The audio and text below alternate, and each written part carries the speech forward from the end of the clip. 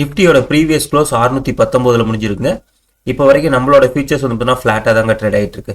So நம்மளோட features வந்து பார்த்தீங்கன்னா நம்ம மார்க்கெட் முடிகிற டைமில் 700 பக்கம் முடிஞ்சிருக்குங்க. இப்போ வரைக்கும் அங்கே தான் நடந்துகிட்டு இருக்கு.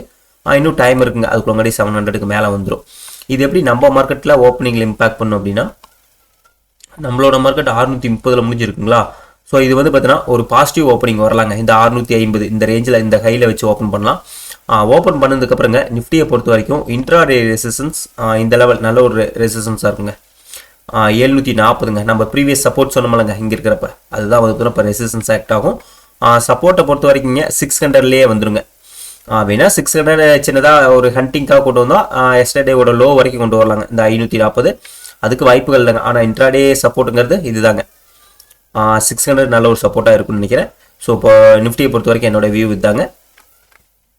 நல்ல சேஃப் அப்படிங்கிறது 540க்கு கீழே 550க்கு கீழே மேலே வந்து பார்த்தீங்கன்னா மேலே நான் ஓப்பனிங் பார்த்துட்டு சொல்கிறேங்க.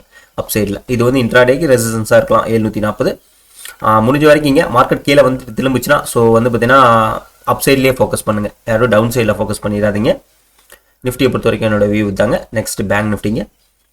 பேங்க் நிஃப்டி நேற்று ஒன்றும் பர்ஃபார்மன்ஸே பண்ணலங்க. இன்றைக்கி ஓரளவுக்கு நல்ல ஒரு பர்ஃபார்மன்ஸ் பண்ண வாய்ப்புகள் இருக்குங்க.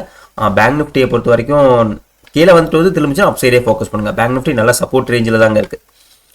பேங்க் நிஃப்டி வந்து பார்த்தீங்கன்னா இந்த ஜோன் வந்து நல்ல ஒரு சப்போர்ட்டாக இருக்குது. இன்றைக்கி மேபி இந்த ஹையில் ஓப்பன் ஆகலாம்னு நினைக்கிறேங்க. ஓப்பன் ஆனதுக்கப்புறம் நல்ல ஒரு பைங் வரலாம்னு நினைக்கிறேன். அப்படி பேங்க் நிஃப்டி பைங் வந்துச்சுன்னா நிஃப்டி சேர்ந்து ட்ராக் பண்ணி இழுக்குங்க. நெக்ஸ்ட் வந்து பார்த்தீங்கன்னா மிட் கேப்புங்க. மிட் கேப் நான் எஸ்டர்டேவே சொன்னதாங்க, இந்த லெவல் வந்து கட் ஆயிரும் அப்படின்னு சொன்னேன். அதே மாதிரி கட் ஆகி நல்லா மேலே வந்துருச்சுங்க. இன்னைக்கு இதுக்கு வந்து ரெசிஸ்டன்ஸுங்கிறது வந்து பார்த்தீங்கன்னா இந்த டாப்பு தாங்க.